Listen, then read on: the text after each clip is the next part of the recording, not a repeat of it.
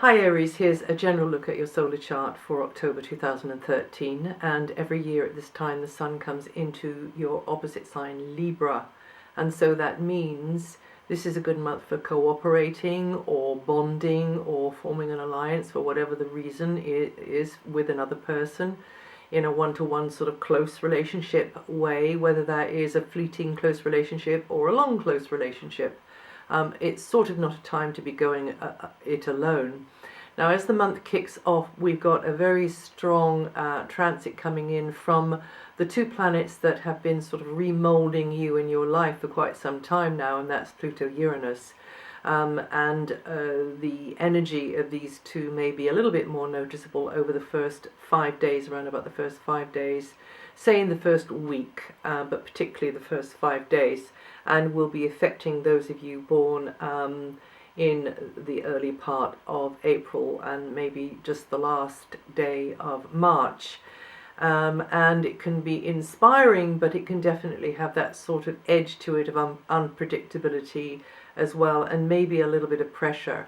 For a while now, Pluto has been at the top of your solar chart, and that planet there will give you the power, give you the drive, and even a little bit of obsession to get to where you want to go in life. And if you don't really know on a very deep level where you should be, where you want to go, what your real mission is in life, then Pluto, this amazing planet of evolution, will give you the power of insight to find out what that is, which is why I'm always saying, only listen to that deepest part of yourself before striding off in that direction. There can be many ups and downs with these two, because these two planets are planets of transition, change, in evolution. So the universe is doing a mega makeover job on you. But remember, Pluto can give you the power to get to where you want to go, and as long as you are not too compulsive about it and not too possessive about, what you think you know is your territory out there in the world and how others should see you, you've got to allow space to kind of roll with it a bit, because these two, a bit like dice rolling across the table, they're going to turn up the numbers that maybe weren't the numbers that you were used to operating with previously. As the month kicks off as well, Venus is underpinning an influence which might help you out materially in major or minor ways. So it's a good time to seek financial support, or maybe get yourself a good deal, get yourself a bargain. Deeper connections could go well. I mean, in an emotional sense, in a love relationship, that could go a bit better. Venus has been in here since around about the middle of the previous month, September. But a relationship could also revolve around a shared space, a property, or joint interests or joint finances. Definitely Venus there can mean things get a little bit more involved, in a love relationship, for mostly, I would say, in a good way.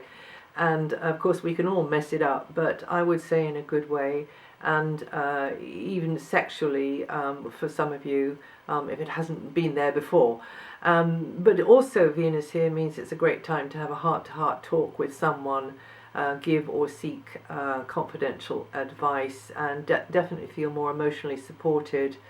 From the 23rd, the Sun comes into a deeper part of your solar chart, sensitizing your emotions, you gauging how to move forwards related to the material, financial, property angle of things, and being more than a little aware of the knock-on effects emotionally, maybe, and maybe even musing over the morality of this or that or another thing, asking yourself deeper questions anyway.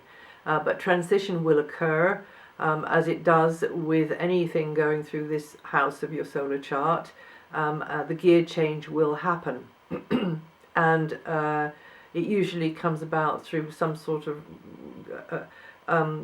clash of values, some sort of challenge to your morality or your value system, and then there's a breakthrough, and then you get clarity on what you need to be doing now.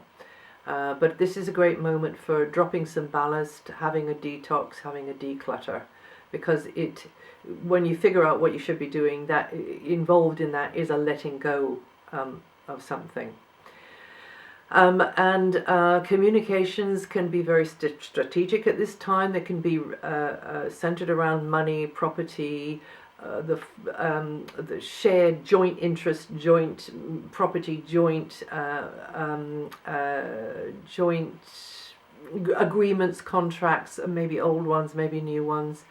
And you could be even doing it on behalf of another as a go-between. You feel yourself as being a go-between, but you may have to renegotiate something if you want to, or ditch something altogether.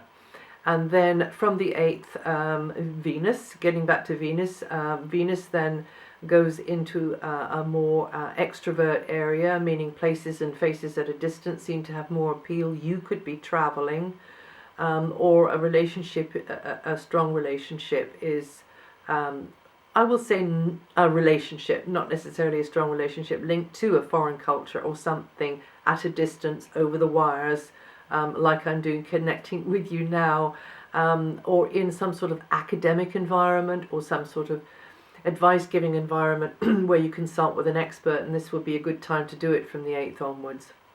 Helps you get things in proportion and helps you make a plan, if a plan needs to be made, and helps you get the bigger picture and not feel so introspective, maybe, this position of Venus here. And definitely this is a good time for you to get into a new space for a while, shake off the cobwebs, plunge into something which attracts you, think, reach out with your heart to a wider range of options.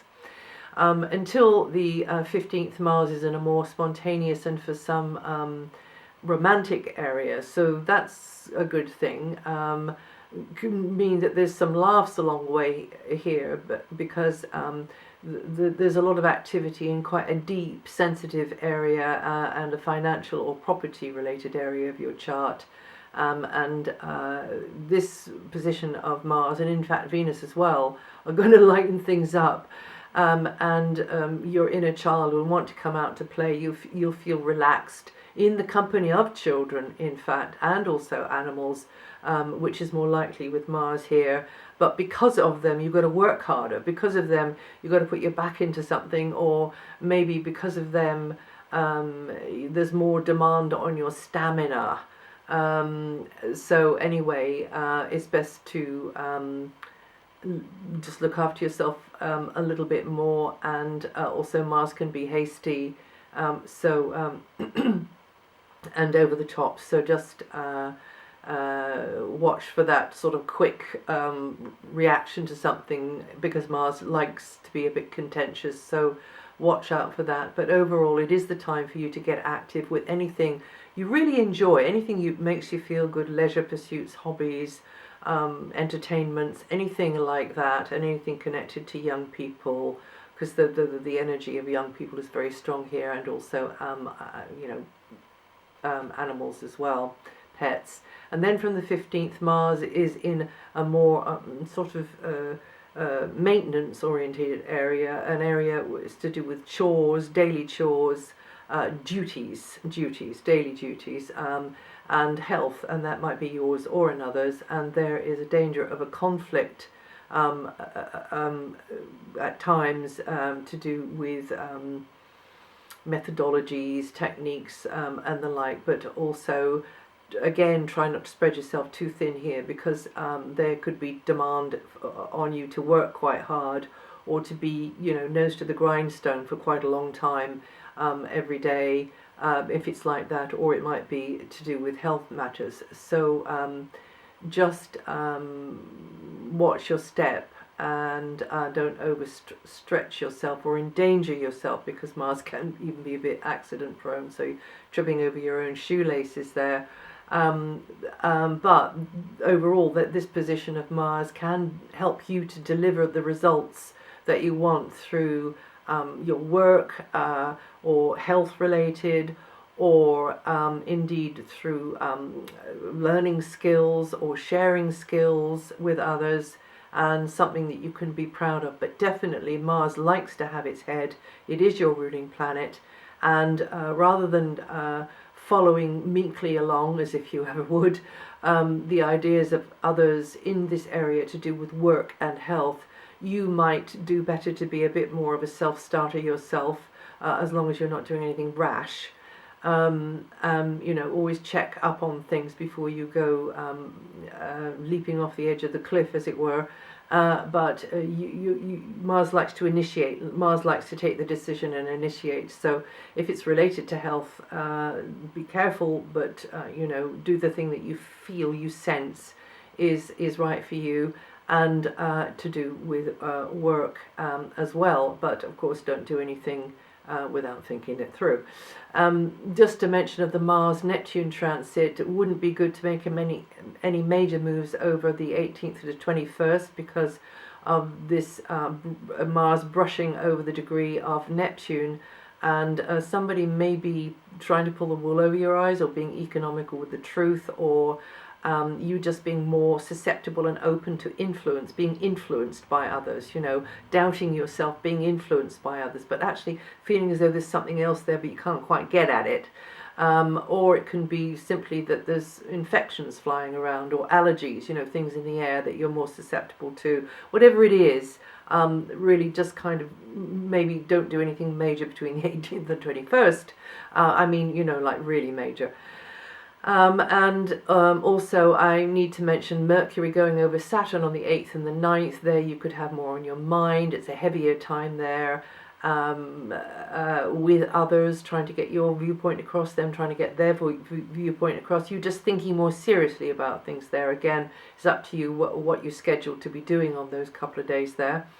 And now Jupiter, and until next July, Jupiter is at the root of your chart, highlighting everything to do with your domestic setup, home, neighborhood, family, extended family as well, tribal connections, people over the wires too that you consider to be part of your circle.